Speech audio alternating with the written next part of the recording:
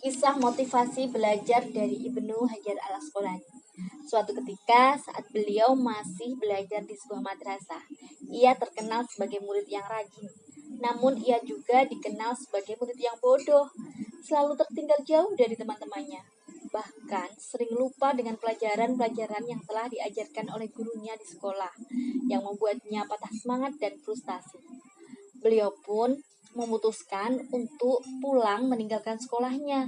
Di tengah perjalanan pulang, dalam kegundahan hatinya meninggalkan sekolahnya, hujan pun turun dengan sangat lebatnya, memaksa beliau untuk berteduh di dalam sebuah gua.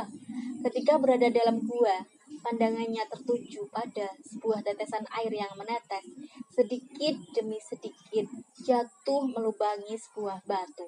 Ia pun terkejut. Beliau pun bergumam dalam hati, sungguh suatu keajaiban. Melihat kejadian itu, beliau pun merenung. Bagaimana mungkin batu itu bisa terlubangi hanya dengan tetesan air? Ia terus mengamati tetesan air itu dan mengambil sebuah kesimpulan bahwa batu itu berlubang karena tetesan air yang terus-menerus. Dari peristiwa itu, ketika ia tersadar bahwa betapapun kerasnya sesuatu, jika ia diasah terus-menerus, maka ia akan menjadi lunak. Batu yang keras saja bisa terlubangi oleh tetesan air. Apalagi kepala saya yang tidak menyerupai kerasnya batu. Jadi kepala saya pasti bisa menyerap segala pelajaran jika dibarengi dengan ketekunan, rajin, dan sabar. Sejak saat itu, semangatnya Imam Ibnu Hajar al-Asqalani pun kembali tumbuh. Lalu beliau kembali ke sekolahnya dan menemui gurunya dan menceritakan peristiwa yang baru saja ia alami.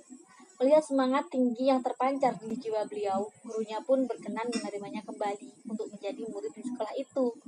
Sejak saat itu, perubahan pun terjadi dalam diri Ibnu Hajar. Beliau menjadi murid yang tercerdas dan melampaui teman-temannya yang telah menjadi para ulama besar. Dan ia pun tumbuh menjadi ulama tersohor dan memiliki banyak karangan dalam kitab-kitab yang terkenal di zaman kita sekarang.